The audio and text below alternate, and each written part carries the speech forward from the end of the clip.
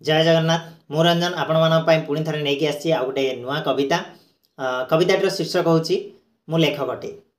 तो आशा करुच्ची कविताटी आपण मानकर हृदय को छुईब और जदि सेमिति हुए ताहले निहाती भावे कविताटी शुणी सारा पर आपण मानकर मतामत जनईदेवे। ठीक अच्छे, तो आरंभ करवा चलतु कविताटी को। मु लेखकटे मत लेखा भल लगे, मोर अनाबना शब्द योजन नुआ कि रचिबा भल लगे। मु लेखकटे मत लेखा भल लगे, भल लगे से अजना शब्द सहर भितर निजक हजई देवाकू, पुणी भल लगे किसी शब्द को साउंटी नुआ कविताटे गढ़ी तोड़ाकू। केबे मु कलम मुनरे प्रेमिक हृदयर से त्वरित स्पंदन को लेखे, तो केबे निज शब्द संभार प्रेमिका मनर आवेग साउंटी रखे।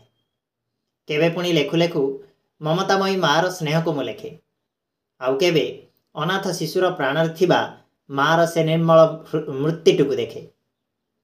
केबे मु कलमर अदृश्य शक्ति रे प्रकृति को नायिका सजई देछि, तो पुणी केबे तार अमाप सौंदर्य टिके नहीं मो लेखारे थोइछि। मोर लेखारे रही शुष्क मरुभूमि रे निर्झर सृष्टि करिवार शक्ति। मो लेखा पुणी भरी देई पारे अशांत हृदय रे एक निरंतर तृप्ति। केबे मो लेखा मुक्त आकाशर पक्षी उड़ीबा शिखाए, तो केबे अंधार कोठरी भितर थिबा सेई बंदीटीर कथा कहे।